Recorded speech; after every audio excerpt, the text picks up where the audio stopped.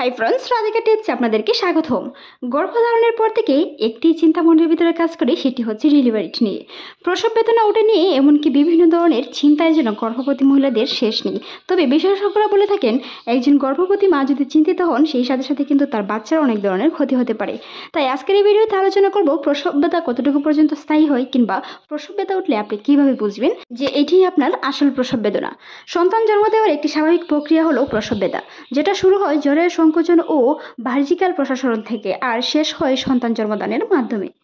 আপনার ডেলিভারির ডেট যত এগিয়ে আসবে, আপনি তত বেশি আপনার শরীরের পরিবর্তন দেখতে পাবেন। সেই সাথে সাথে যেগুলো মূলত ডেলিভারি হওয়ার পর যত সময় যেতে থাকবে, আপনার সত্যিকারের প্রসব বেদনা শুরু হওয়ার লক্ষণগুলো দেখতে পারবেন।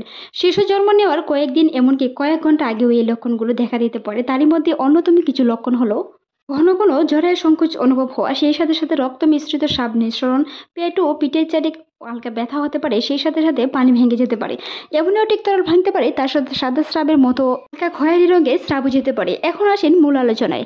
প্রসব ব্যথাটা কতটুকু পর্যন্ত স্থায়ী হয় বা কিভাবে বুঝবেন সেটি আপনার প্রসব বেদনা। ব্যথা একটি দীর্ঘ ও প্রক্রিয়া এবং একটি মহিলাদের জন্য একটি ভিন্নও হতে পারে। তবে সাধারণত একটি স্বাভাবিক ঝুনিপথের প্রসবের মাধ্যমে দিয়ে 12 থেকে 18 ঘন্টা পর্যন্ত স্থায়ী হতে পারে প্রসব ব্যথাটা। দ্বিতীয় পর্যায়ে শিশুর জন্ম 20 মিনিট থেকে 2 ঘন্টা পর্যন্ত, তৃতীয় স্রাবটি এবং গর্ভফুল বের হওয়া পর্যন্ত অন্ততপক্ষে 5 থেকে 30 মিনিট পর্যন্ত স্থায়ী হতে পারে।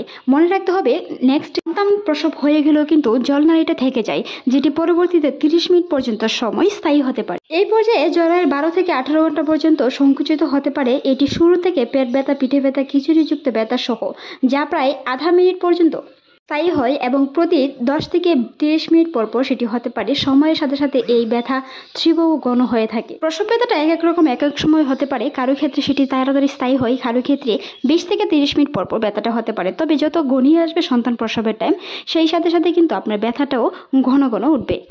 এই সময়ে জ্বরের সংকোচন আরো শক্তিশালী হয় যা পরবর্তীতে ব্যথাটি ঘন ঘন হয়ে থাকে। নর্মাল ডেলিভারি এরকম কোনো বিষয় নেই যে হুট করে তীব্র ব্যথাটি হয়ে যায়। কারো ক্ষেত্রে ব্যথাটা 2 দিন স্থায়ী হয়, কারো ক্ষেত্রে 3 দিন বা কারো ক্ষেত্রে 7 দিন পর্যন্ত স্থায়ী হতে পারে।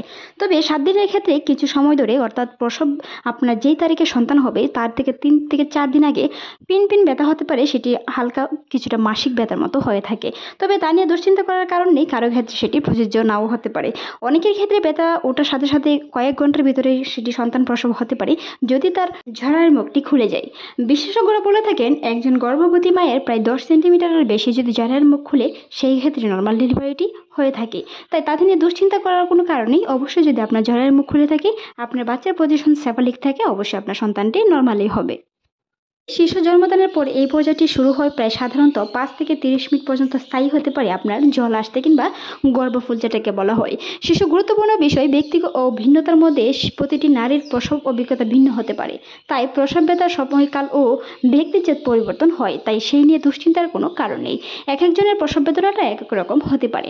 সংকোচের প্রকৃতি হিসাবে প্রসব ব্যথা শুরু হলে জয়ের পেশিগুলো নিয়মিত ধীরে ধীরে সংকুচিত হয়ে থাকে, যা সময়ের সাথে সাথে আরো ঘন তীব্র হয়ে থাকে। সেই ক্ষেত্রে সাধারণত প্রথম সন্তানের ক্ষেত্রে প্রসবকাল কিংবা প্রসব বেদনা কিছুটা দীর্ঘ হতে পারে, পরের সন্তানের ক্ষেত্রে এই সময় কম লাগতে পারে। মনে রাখতে হবে, প্রথম যখন আপনার সন্তান হবে সেই ক্ষেত্রে কিছুটা সময় লাগতে পারে বা অনেকটাই ব্যথা তীব্র হতে পারে।